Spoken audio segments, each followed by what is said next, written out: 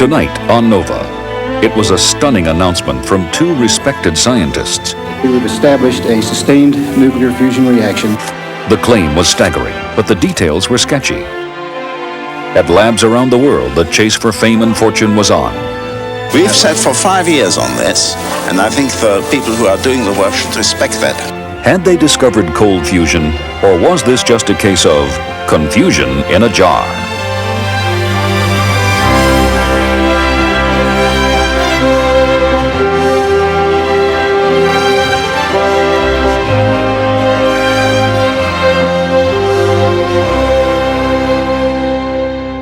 Funding for NOVA is provided by Lockheed, a bold new force in systems engineering, management, and technology services for defense, space, and industry.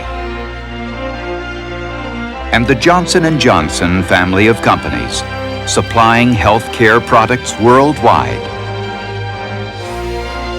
Major funding for NOVA is provided by the financial support of viewers like you.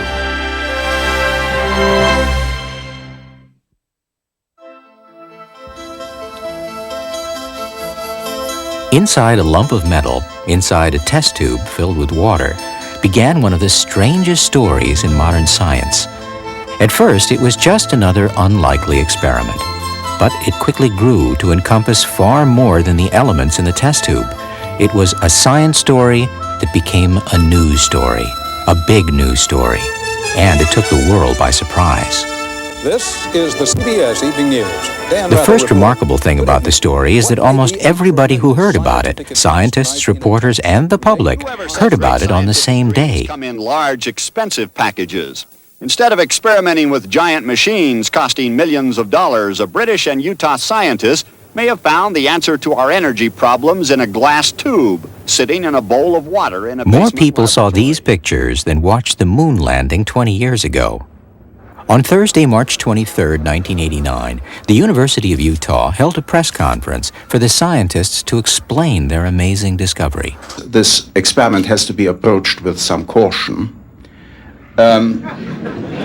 because this device, if this device worked as rapidly as the small-scale electrodes which we've run, this would be generating about 800 watts. One was Martin Fleischmann, professor of chemistry at the University of Southampton and fellow of the Royal Society of London. He's renowned for his imaginative and brilliant work in electrochemistry. We've established a sustained nuclear fusion reaction by means which are considerably simpler than conventional techniques. The other was Stanley Pons, Dean of Chemistry at the University of Utah, a one-time student of Fleischmann, and a man with a reputation for high-quality experimental work. To such an extent that these deuterons... Pons and Fleischmann announced their discovery to the press before they told even their closest colleagues. Their decision to do so has haunted them ever since. But the word was out. Two respectable scientists said that inside an ordinary test tube they could create nuclear fusion. By now, everybody has heard of fusion. It's the nuclear process that powers the sun. It's the power of the hydrogen bomb. It's also a way of extracting energy from ordinary water. The promise of virtually unlimited radiation-free energy is something that is worth spending perhaps billions of dollars on. It is, in my opinion, the real solution to energy in the future. I mean, the sun is the fusion reactor. If you look at the universe right now, the sun is a fusion reactor. It's hydrogen slowly turning into helium. The stars, these are all fusion reactors. This universe, nature, has chosen fusion as its power source. And I think that's, it's kind of philosophical, but nature is usually right about these kind of things. Global warming, ozone layer, the greenhouse effect. They'd been on everybody's mind. They were on television every night. The Exxon Valdez oil spill story had actually broken on the same day as the press conference. Most of the time when we think about such disasters, we're reduced to despair. But perhaps this time, from the deserts of Utah, somebody was offering a real answer. Soon we might all have safe, small fusion reactors. No more greenhouse effect, no more fossil fuels, no more global warming. The possibilities were tremendous if Pons and Fleischmann were right. I subscribe to the views of Karl Popper, Sir Karl Popper. He says you can never prove anything right, you can only prove it wrong. And I think we have to go now through a phase where everybody will try. We have tried very hard to prove ourselves wrong, all the way down the line. We have to now wait and see, are we right? What's the scope of this? And only the future will show where it fits in. Karl Popper's method of checking a theory began that evening on the news, at a time when labs were quiet and scientists outside Utah were enjoying a drink. Martin Fleischmann and Stanley Pons found a way to simply fuse deuterium inside electrodes. The news astonished everyone. Stan and I thought this experiment was so stupid that we financed it ourselves. The scientists were attempting for the first time to... At MIT, the experiment caught the attention of a group of undergraduates, members of a physics group called the Pikas. We got pretty excited about it. We talked about it for a long time, finally decided, let's do it. It was around 11:30 at night. We ran around the corridors looking for the materials we needed. It was sort of a scavenger hunt. It was the excitement of being at the forefront of what might become a new technology, of saying I was there when it first happened, of trying to verify the claims of another scientist when those claims seemed, outrageous. We probably didn't really believe it was going to work. I guess we knew that our attempt at it was sort of a slipshod attempt. We knew that wasn't going to work, but I think we did really want to believe. It wasn't difficult at all because it's a very simple experiment that any chemistry student would learn in their first year. So it's just finding a jar, a battery, and this palladium, and that's all really you need to do. It's a breakthrough in an area that we've been spending a lot of money and putting a lot of effort into.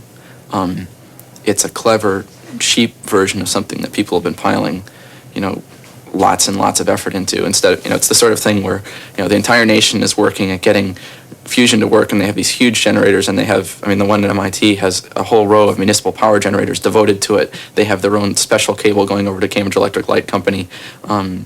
They get blamed if there are glitches in the power line from other people because everybody assumes that it's them. This is high power, big science. And then here come along these two electrochemists and say, oh, yeah, we'll just do this, poof, fusion in a jar. That appeals.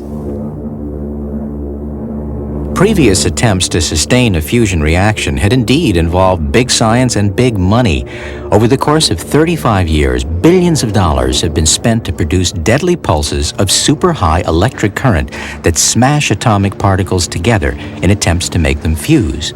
Still, even the most optimistic predictions talk of decades before there is a working hot fusion reactor. Hot or cold, fusion uses the same source of fuel, a naturally occurring isotope of hydrogen called a deuteron. The nucleus of the deuteron is made up of one neutron, the dark particle here, and one proton, the light particle. Whenever two deuterons collide and fuse, the particles rearrange themselves, form a new atom, and eject a nuclear particle with tremendous energy, measured in millions of electron volts. The rearrangement can take one of several forms, producing either helium-3 plus a neutron, or tritium plus a proton, or helium-4 plus a gamma ray. When any form of fusion occurs, both energy and nuclear products are produced and can be measured. Normally, deuterons will fuse only very rarely. You'd expect only one fusion a day in the whole of the galaxy. But on the Sun, the heat and pressure are so intense that the particles are driven together until fusion is happening all the time and energy flows out of the system. Previous attempts to create fusion on Earth concentrated on trying to reproduce the conditions of the Sun. For hot fusion to take place, extremely high pressure and extremely high heat, over 670 million degrees Fahrenheit, have to be achieved and maintained for long enough to get the reaction going. Pons and Fleischmann offered hope that all that dangerous and expensive heat and pressure were unnecessary. In their experiment, they used the rare metal palladium, which has a very strange property. Because of its structure, it can absorb deuterons the way a sponge soaks up water. A cube of palladium can actually bulge with deuterons. Fleischmann and Pons claimed that they could make fusion take place at room temperature by simply packing the deuterons inside a rod of palladium using an electric current. The bubbling was not unusual, but after a while, they claimed they found something that was. Heat was being produced, which meant that the tube had become a source of energy. They also said that they had detected some of the signature nuclear products which proved that fusion was taking place. After the startling press conference, the world's astounded scientific community began a series of relentless attempts to duplicate the Utah experiment, to prove or disprove Pons and Fleischmann's remarkable claim. That Thursday night, the MIT undergraduates didn't find anything. They hadn't seriously expected to, but they had started MIT's cold fusion research effort. A photograph of their evening's work found its way to senior plasma fusion scientist Marcel Gaudreau. Late, I guess, that Friday, we were kind of like, it's at the end of the day, Friday night, and it's the Easter weekend, so everybody's kind of leaving, and there's a little bit of chatting in the hallway. And lo and behold, one of the guys right there came up with this little piece of paper here, and it basically described an experiment the Pica people had done in one of the labs, and I was just like amazed. I thought it was a very good, very quick experiment. Now, for something that was done the night of the press conference, is very good. It had all the basic ingredients, palladium, and the heavy water, and so on. And it described how they measured the temperature, and they had a little picture. It's kind of like a page in a notebook, and I think this will be something in our archives for a long time. I think it's really what got me really going. I saw this and said, hey, these guys are really rolling, and we ought to really try to figure this thing out. We'd spent years and years working on control fusion, and then suddenly you have this little jar like this, and we ought to figure out how this works. I thought this experiment was so stupid that we financed it ourselves. It was highly unorthodox that Pons and Fleischmann had not published a detailed paper of their experiment, but they hadn't, and it was impossible to contact them. So some of the world's most eminent fusion scientists ended up getting their data off a TV screen. To the right of the experiment, and then you can see the 3 tubes. These are just regular tubes charging, and the good thing about it, about this picture, is you can actually see the wires clearly in series. Wow, it's hard to see a little bit, but if you take some time, you look in there, you can see this wire goes around like this. He's got like 4 cells there, and 3 here and 1 in the water bath. And the thing that we don't understand is this tank. It's not hooked up to anything. Where is it? And how long does the charging go on? I mean, if they look at energy balance, if you get they wore out a videotape trying to work out the wiring of the batteries. Right. I mean, you have to know how much energy you've put in, integrated energy you've put into the cells. In fact, the batteries were irrelevant. They were just there to power a detector, but the MIT scientists had no way of knowing that. A little more information came from the print media. Martin Fleischmann had spoken to a journalist on the Financial Times of London. The father of one of the MIT team, Martin Schlau, arrived from London 2 days after the press conference. He had the Financial Times, and he made me aware of an article and said, what do you think about this? My dad is not a scientist, and we always have a little exchange. And I looked at it and said, that sounds so easy. I think I'm going to try that. A printed diagram, even from an unusual source, made it seem more likely that the MIT team could reproduce the experiment. During the weekend, the group worked around the clock, looking for heat and fusion products. At first, the team half expected to see something glowing, but nothing happened. Hey, it stopped. From the news reports, we got sketchy details, and one of them was that you have to have a rather thick palladium rod. So the first thing we did on Monday when the shops were open is try and dial around and find a palladium rod, which proved to be not such an easy thing to do. We got the last palladium rod in New England. We had to drive up there and get it ourselves. And that evening, all of us were working in a team together. But we were so excited that we stayed up all night. One of the strongest indicators of how much radiation to expect was the fact that Pons and Fleischmann were still alive. That put a maximum on the quantity of fusion products. It was still sensible to take precautions, though. Ironically, the safe area was under the nuclear reactor. The team kept watch on the experiment by a TV monitor. They worked for days, but still no glow and no explosion. We really were realizing there were just too many degrees of freedom. Even you would think that once you knew what it looked like, that, well, how complicated can it be? Well, if you just look at what power you needed, you didn't know the voltage, you didn't know the current, you didn't know if it was pulsed. Even if you knew it was pulsed, you didn't know it was pulsed quickly, how often it was pulsed, and so on. The solution, well, had an infinite number of variables, because even if it was just one chemical or another, you know, there's thousands of chemicals, maybe it was a combination of chemicals. So there's just, literally, we're realizing that we needed more information. At the British Nuclear Research Establishment at Harwell, there was a research group that did have more information. A couple of weeks before the press conference, Fleischmann had actually given them details of the experiment. 397 and 376. Pons and Fleischmann claimed to have measured the heat that was essential if their experiment was indeed a source of energy, but to claim fusion, they also had to detect certain nuclear byproducts, neutrons or tritium or gamma rays. The British work at Harwell covered both heat and fusion products, but their search for neutrons was particularly thorough. They placed bubbling cells in the center of concentric rings of neutron detectors. They also took steps to make sure that no other effect would interfere with the result. Electrochemist David Williams. Well, what you have to do is compare a powered cell with an unpowered cell, so that you can get rid of the effects of variations in the background and funny effects due to the counter and all that kind of thing. You have to exchange them every 5 minutes, and you have to do it for hours and hours and hours, and it is unbelievably boring. Now, we did it like this for the first couple of runs because there was a panic about repetition of the results from Brigham Young University. But obviously we then automated this process, and it just shunted backwards and forwards there, in and out, every 5 minutes for weeks. Okay, that's it. 385, 392. You don't do science unless you have a sense of vocation. 405 and 366. When you get gripped by something like this, you work all night. I mean, people do it. And the telephone was just going like crazy. The reporters ringing up every 2 minutes. One reporter from a popular newspaper, he wanted me to tell him that everybody was going to have a little immersion heater in the corner of their room, and this was going to solve the energy problems. Well, I wasn't going to say that.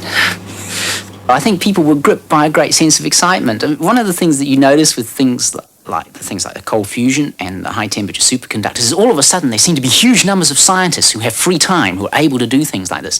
And I reckon that what it is that all of the time here they are, they're meeting their milestones and their targets and all this kind of stuff.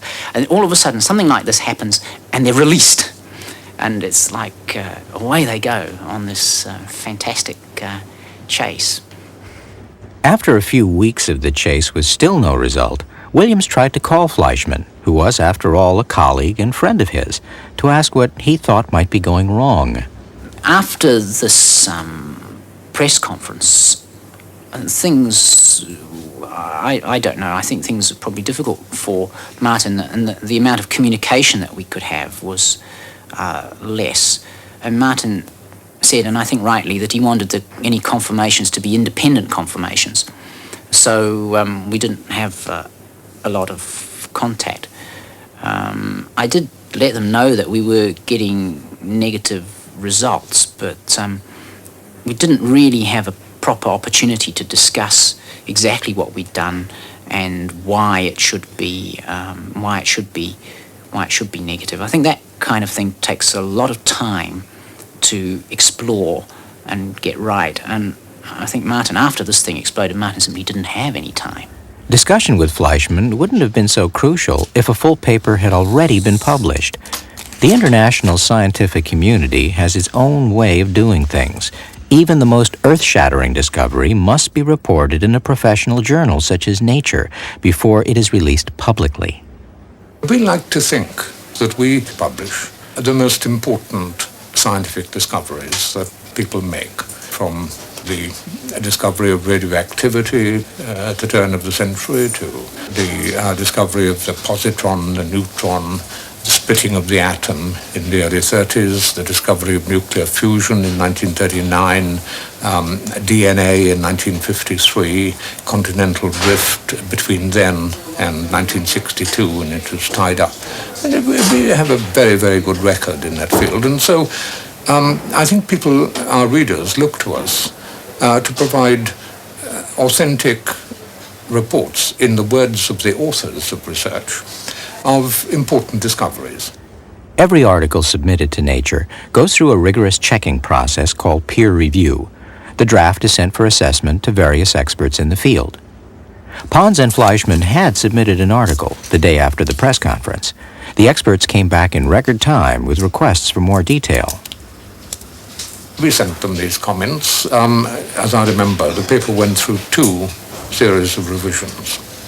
The first produced a paper that was still unsatisfactory to the referees, and we asked them a second set of questions, telling them, look, we don't care how long the paper is.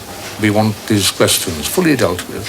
And they decided, I think it was quite legitimate from their point of view, that they didn't have the time to do that. They had so many other things to do.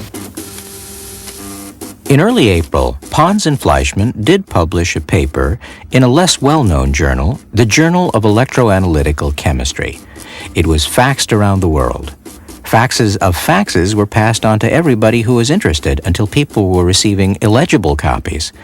But the paper satisfied almost no one. It answered none of the questions that would-be fusioneers needed to know.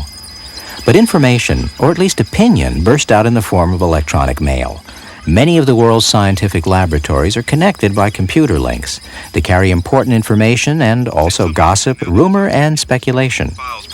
Physics grad students here at the University of Washington have detected signs of tritium, possibly produced by technology. But I'm a CS major at a small university, and we don't talk. One of the most interesting things about the CNN broadcast last night was that the man explaining the experiment to the reporters was touching the glass bulb containing the active elements. None of his bodily parts fell off. By the way, all you fusion skeptics, could you shut up for a while? I think it's pretty clear that there is cold fusion going on. They have as much right to be skeptical and to talk about it as you have to believe. You're right, you can have a big laugh at the rest of us in a month or two. By mid-April, independent confirmation of Pons and Fleischmann's results were being announced, again on the evening news.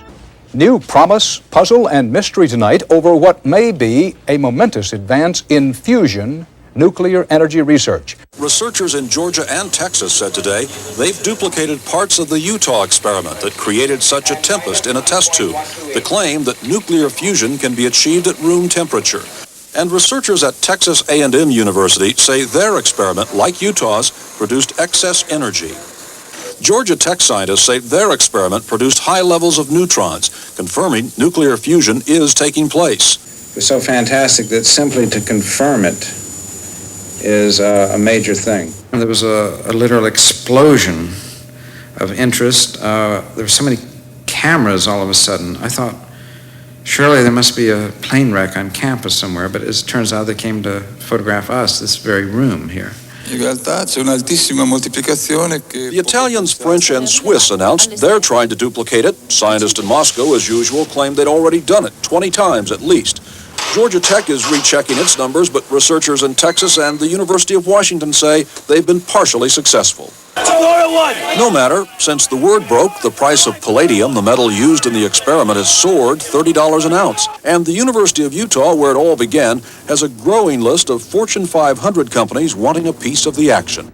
By the 27th of April, 24 labs were known to have reported some sort of confirmation.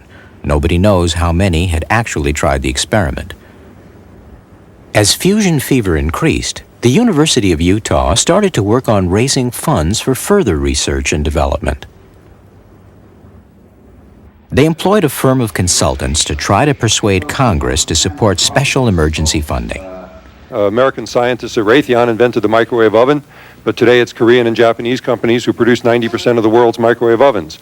American scientists at RCA invented the color television, but today European and East Asian companies produce over 97% of the world's color televisions.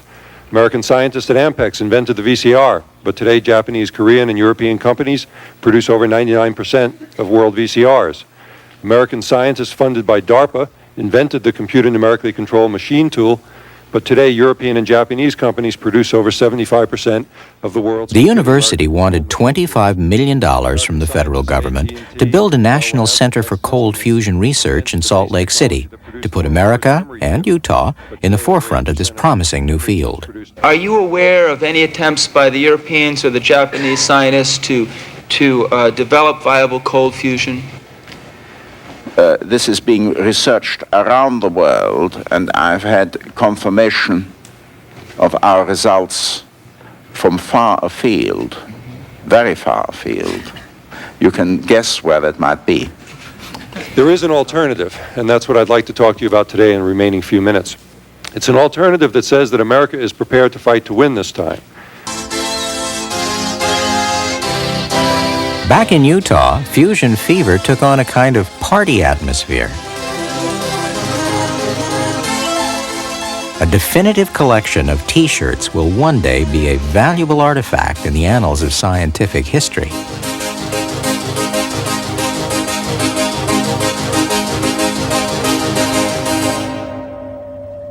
But there were problems on the horizon. Of the two signs of fusion, heat and nuclear products, some groups saw one and some saw the other. Very few labs reported they'd seen both.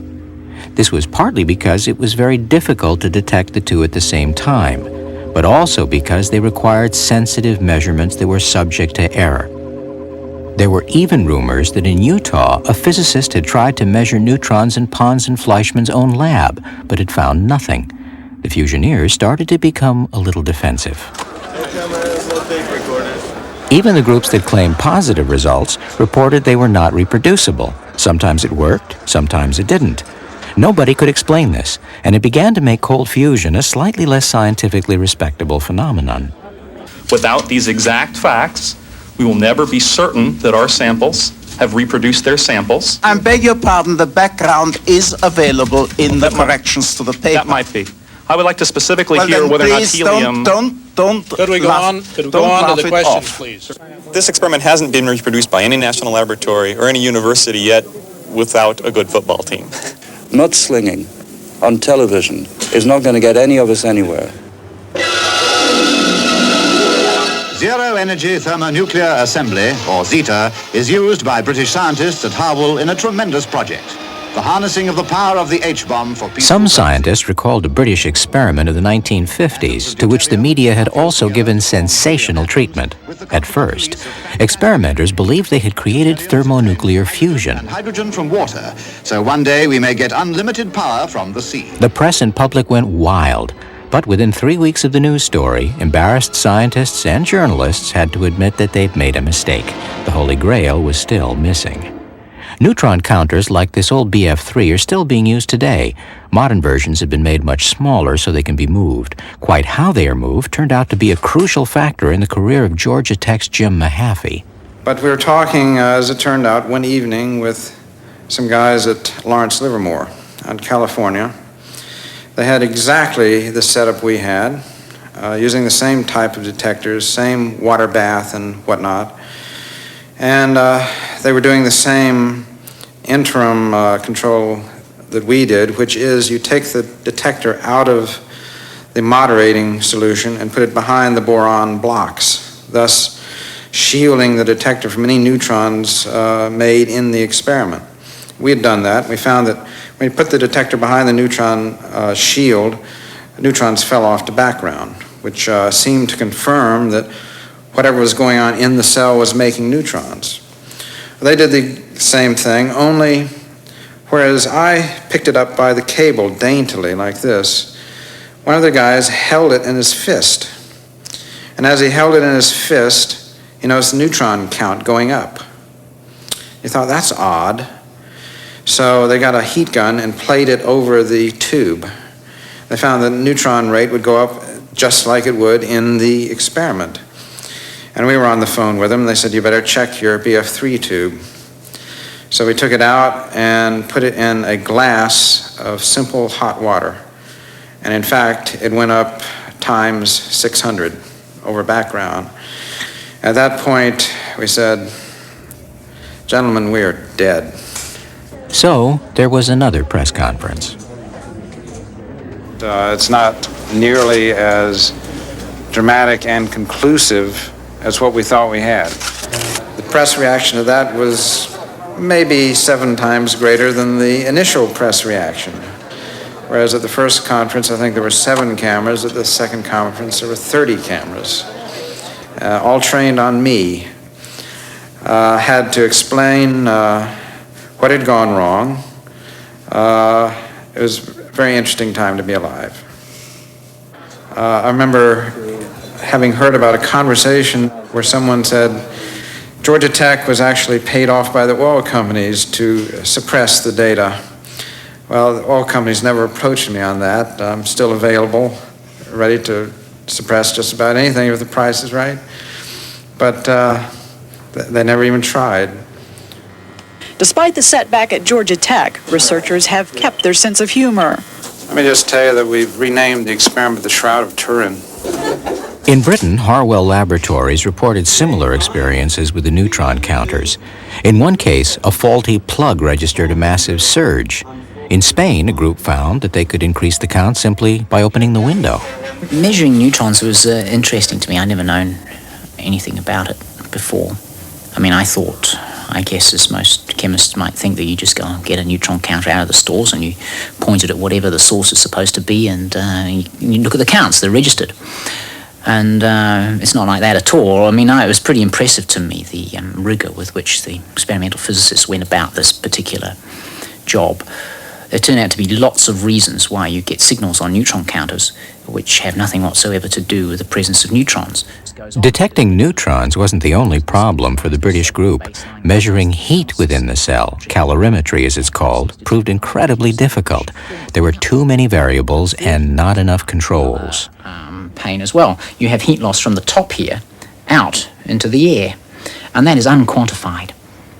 So, and it is an error.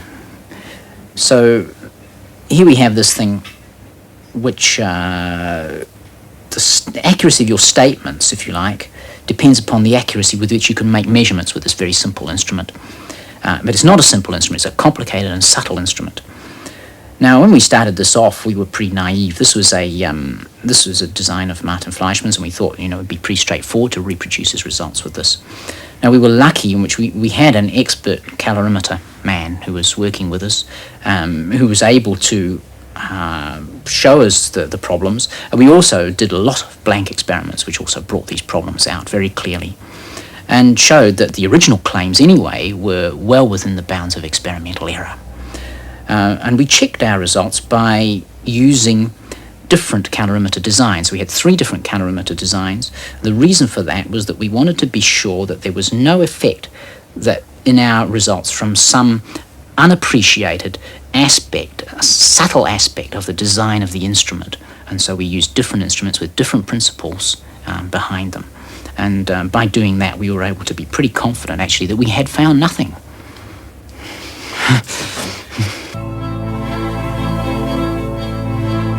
In Boston, MIT physicists also reported that they found neither heat nor fusion products. Tempers flared. We worked for 5 years on this, and if people think that they can go and have a quick dabble and find the result, then fine, let them do that. But that's not our style. Our style is to do definitive experiments over a long period of time. And we disapprove of the way in which experiments are being done at the moment. Papers written at lunch and published negatively that evening. It doesn't happen. We've sat for 5 years on this, and I think the people who are doing the work should respect that. One of the most serious blows to cold fusion came when an MIT physicist closely analyzed some of Pons and Fleischmann's own data. In a paper released today, the MIT scientists concluded that a major part of the Utah claim is wrong. I mean, that's speculation. Richard Petrasso, an expert in gamma rays at MIT, examined one piece of information, which had been on television as well as in Pons and Fleischmann's published paper. The trace on the screen was meant to be evidence for gamma rays, a fusion product. But Petrasso thought that there were 3 things about it that looked wrong. First, the peak was far too narrow. And second, the trace had the wrong profile for a true fusion gamma ray.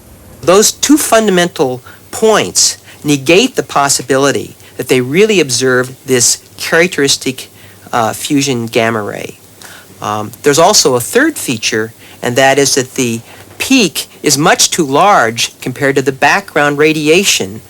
We know, because their lab is on Earth, that there's these characteristic gamma rays that come up from the ground. In this case, it comes from uranium-238. It's around here, and no matter where you go, England, Europe, America, uranium is in the ground. And this causes background radiation. And this background level should have been far more elevated with respect to their signal size than they show. So we knew from that consideration alone that the energy had to be wrong. The dubious gamma ray data only added to the mounting skepticism of researchers who were having trouble detecting fusion products. Federal research funds never materialized.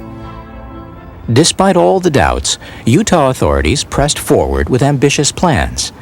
In April 1989, the Utah State Legislature voted a $5 million grant to start up a National Cold Fusion Research Institute. The University of Utah also announced that it had received a $500,000 anonymous gift to support work at the new institute. Before all this began, the University of Utah wasn't known for work in nuclear fusion.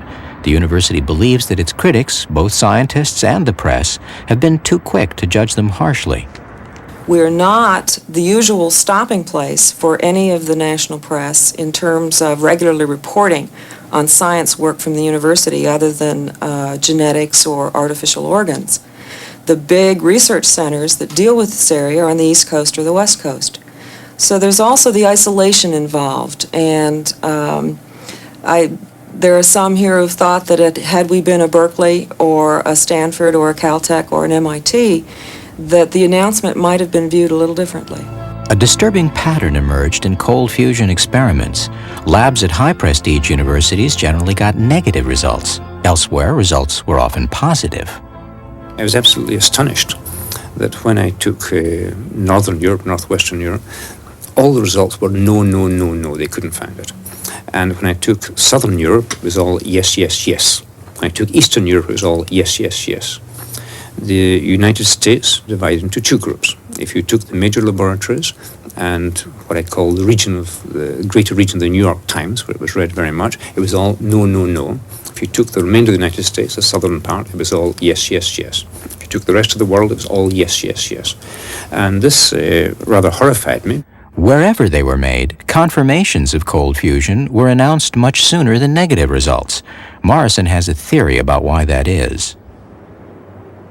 I think the reason is when a very interesting, exciting discovery is announced, there are many people start working. And if, for example, you have 100 people start working on it, perhaps 50% do careful experiments, find nothing. Another 50 do experiments and, they're not quite sure.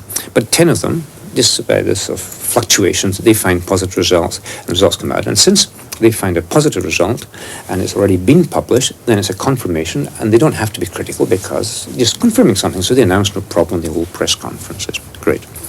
Whereas the 50 who found nothing and who do a good experiment, they're worried because to say a colleague is wrong is very dangerous. Because maybe you're wrong, so they worry and they're reluctant to publish. It takes time, they check and they say, well, maybe there's some secret we have to check on. So they're slow. So in the initial period, you only get the confirmation of that. Then gradually one or two have the courage to publish, and then suddenly a lot more publish. Then suddenly everyone realizes that it can't be right. And this avalanche of results that have been waiting comes down. When negative results were first reported in the news, scientists working on cold fusion were astonished by the angry response from the public. All we wanted to do is just one good experiment, clean experiment, where we thought we know how to handle the background. And the reaction we got from the public was that, you scientists you're the only obstacle in the way of development of science. It's because of you that the dream of cold fusion, cheap energy will not come true. Like, if we get rid of you scientists, we will have good society. That, in fact, you are now stopping us from getting it. I was very disappointed from getting these letters. I was inundated by letters, telephone calls, people accusing me, and all I wanted to do is just one experiment which I thought I can do, which would just look into this phenomena and see if in fact what is claimed is there. Scientists worldwide have searched in vain for definitive proof of cold fusion. Positive results have come from about 100 labs, including Los Alamos. Some researchers detect either small amounts of fusion products or releases of heat. Some occasionally report both at the same time, but only a handful can reproduce these effects consistently. In March 1990, believers, the so-called Cold Fusion Club, met in Salt Lake City for the first annual Cold Fusion Conference. Stanley Pons called the first annual Nuclear Fusion Conference a success. People aren't so dogmatic. It looks like it's been a success as far as getting the cards on the table. Pons says he hopes that this conference will fuel productive and open discussion with critics in order to find answers instead of fault with cold nuclear fusion. But then a series of damaging developments began to unfold. In June 1990, University of Utah President Chase Peterson announced his early retirement after it was revealed that the $500,000 anonymous gift to the NCFI had come from the university's own bank account. Who think I should resign right now. That same month, Science magazine raised the possibility of fraud at Texas A&M University, suggesting that researchers there had spiked water with tritium to fake cold fusion reactions.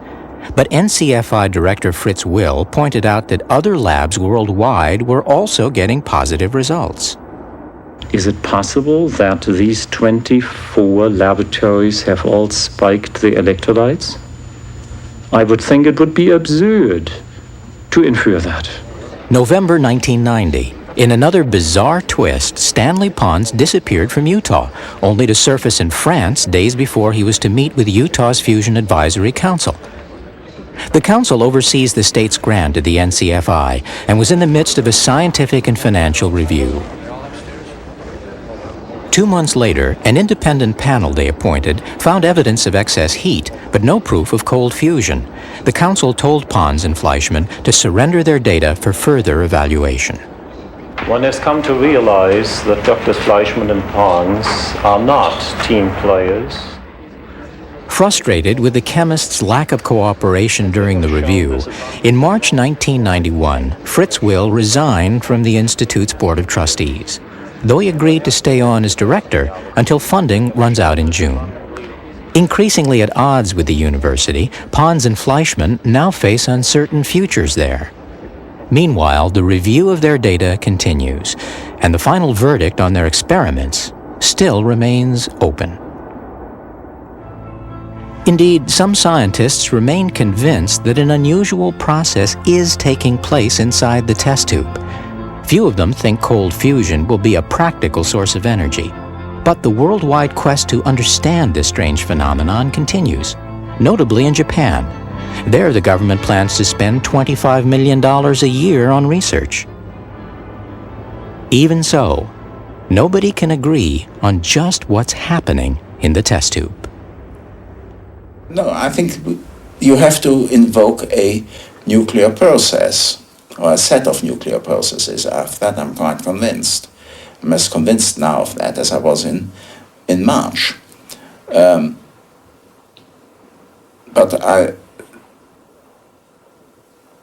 So I think you have a responsibility to say, here are our results, and this is what I think it means. The detailed nature of that, of course, you asked me before, is it fusion? And I said, well, it is a nuclear process, a set of nuclear processes, maybe fusion. I think it will turn out, after 2 or 3 years more investigation, that this is just spurious and unconnected with anything that you could call nuclear fusion, thermonuclear fusion. I think that, broadly speaking, it's dead, and it'll remain dead for a long, long time. So what happened? What went wrong? Everybody was worried about the energy crisis and the environment, but why should that have led the University of Utah to announce the discovery by press conference? Few people think it was a case of outright fraud. Instead, it seems likely that a combination of particular pressures led to Pons and Fleischmann's ill-starred announcement in March of 1989. One clue is to be found in events that happened 4 years before the press conference, about 40 miles from Salt Lake City at Brigham Young University. There, a group led by physicist Stephen Jones had also been working on cold fusion for 5 years. Shortly after the March 1989 press conference, Jones circulated an account of the events which led up to it. This is his version.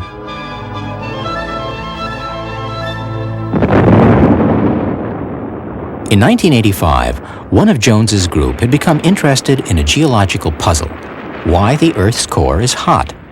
Theory said it should have cooled down by now. Somebody suggested nuclear fusion. Jones and some colleagues discussed the idea. As was the normal practice at Brigham Young, they took the notes of their meeting to the university lawyer.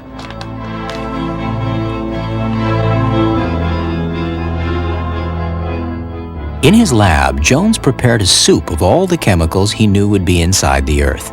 And then he did the same thing that Pons and Fleischmann did. He packed deuterons into metal with an electric current.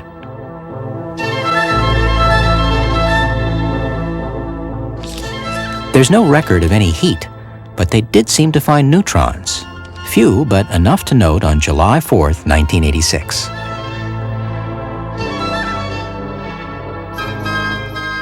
Jones first heard about Pons and Fleischmann in 1988. He was a referee for a grant application of theirs. He called them and invited them to visit his lab. And they visited, just the two of them, no lawyers.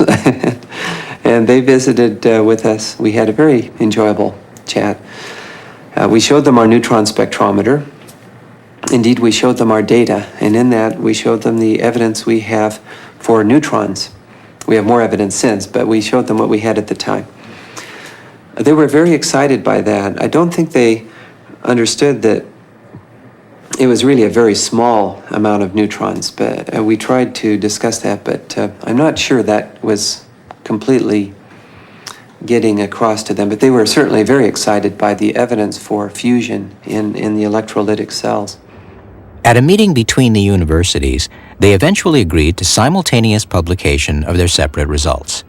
Pons and Fleischmann had wanted to wait for 18 months. Jones insisted that he was obliged to publish now because his results were ready. They finally agreed to submit papers to Nature on the 24th of March. But on the day before that, without notifying Jones, the press conference was called. We listened to the press conference with interest. The comment was made, I think, more than once. Boy, we're really glad that we didn't end up working too closely because their nuclear physics obviously wasn't real solid at that stage, and we hadn't realized that they were thinking along these grandiose lines. Of course, with hindsight, one would prefer not to have had all this brouhaha. One would have preferred a quiet life. But if you have the results which we had in February of this year, and then going into the beginning of March, there's no way you could hide those results. That had to be published. Maybe published, I would have preferred to have backed it up with some further work, but it had to be published. In February 1989, Pons and Fleischmann were convinced that the phenomenon they'd discovered was fusion on a scale that might be a source of energy. Their conviction fueled great excitement among the University of Utah administration. Pons and Fleischmann wanted more time to continue their work, but the university wanted an announcement to be made. It seems clear that having learned about Jones, they were anxious to beat him to a patent application. We would do all in our power to have this exploited by ourselves and others for the benefit of cheap energy with little cost to the world's ecology. We would also like it to come to the benefit of the economy of Utah. That's not always easy to guarantee because ideas aren't contained by borders, but perhaps ownership and patents are. We had written a number of patents by that stage, and the view of the university was that it was correct to announce this via a press conference. It was really the patents which were driving this.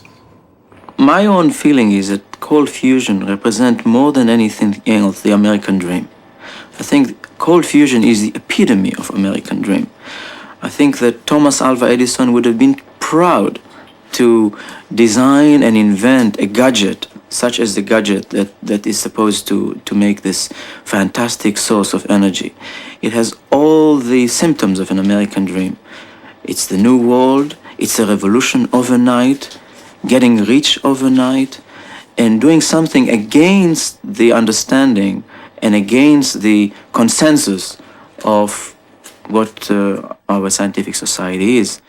My own feeling is that the American dream turned into an American nightmare. Scientists and members of the press collaborated in this nightmare.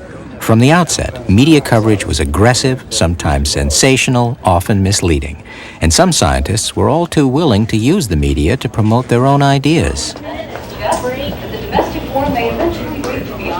In the aftermath of cold fusion, the propriety of science by press conference has come to be questioned. Physicist Moshe Guy. I am more disappointed from the role of the scientist in this and not the role of the press. What I'm surprised is about the not very careful way that people, from the scientist's point of view, approach the press. They were a bit too easy about it. I can give you a wonderful example about this. There was somebody made an announcement in the Midwest, and the Washington Post science editor called me concerning other thing, and I said, look, I really don't have time. Let me just go back to my work. And in a funny way, I said to him, but you know something? I heard that there is an announcement from the Midwest. Could you tell me what has he done? How has he treated his electorate? Do you know anything? And the Washington Press science editor rolled in laughter and told me, that result? Oh, I wouldn't put it in my paper. No. And to a certain extent, you have over here a very funny situation. You have a non-scientific publication which had an impromptu set referee system.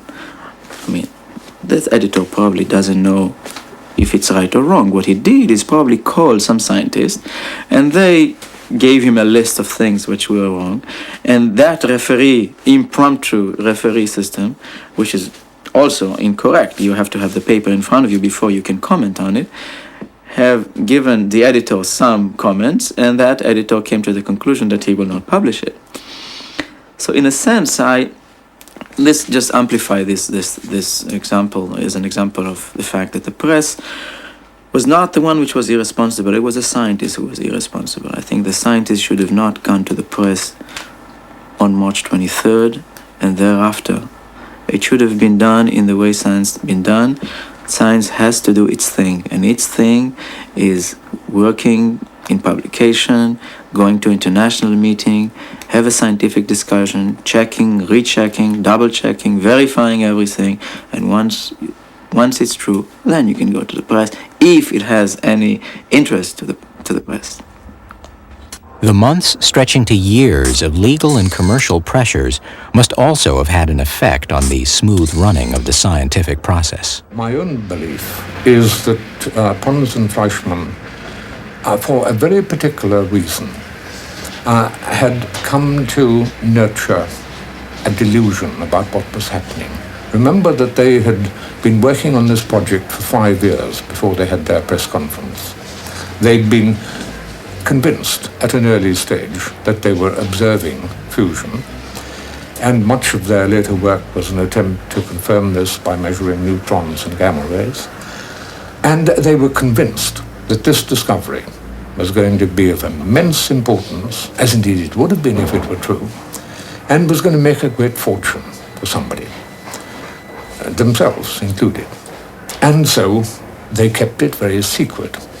As a consequence, they were entirely isolated from the natural day-to-day skepticism of the scientific community, and they didn't get the help from the scientific community that they would have gotten. So, in my opinion, they were able to nurture this delusion that they were measuring fusion only because of the secrecy that they had themselves imposed on their work. Because of the intense public interest in this, and what is obvious also, I guess in the States, the commercial interest in this as well, the patent lawyers are in all the time on this, that this exchange of information has not taken place. And so what you're left with is almost like a religious dispute You have a group of people who believe very strongly that cold fusion exists, and then another group of people who believe very strongly that it doesn't exist, simply because the two have not been able to talk to one another in a way which would allow them to resolve the similarities and differences between their experiments. I would say it's been bad all in all. The only good thing I think that came out of it is if the public will understand that if we want to save our planet, if we want to get a solution to our energy problem, those solutions will not come overnight. Science is not something that occurs overnight. It's very hard to do an experiment, a good experiment. I think the public should realize that science is not something that is done in a hurry. Science has to be allowed to do its thing, and it takes time to do good science.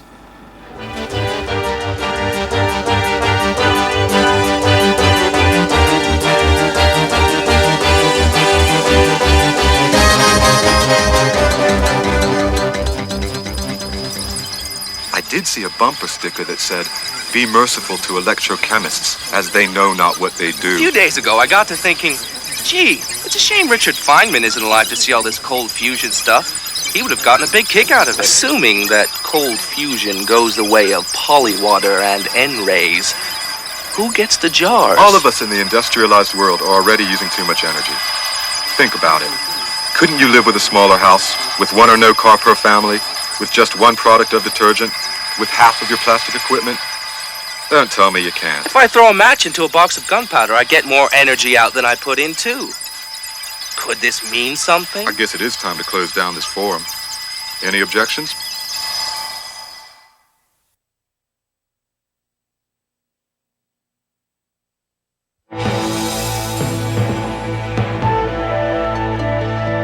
Funding for NOVA is provided by the Johnson & Johnson family of companies, supplying healthcare products worldwide. And Lockheed, a bold new force in systems engineering, management, and technology services for defense, space, and industry. Major funding for NOVA is provided by the financial support of viewers like you. For a transcript of this program, send $5 to this address or call 212-227-READ.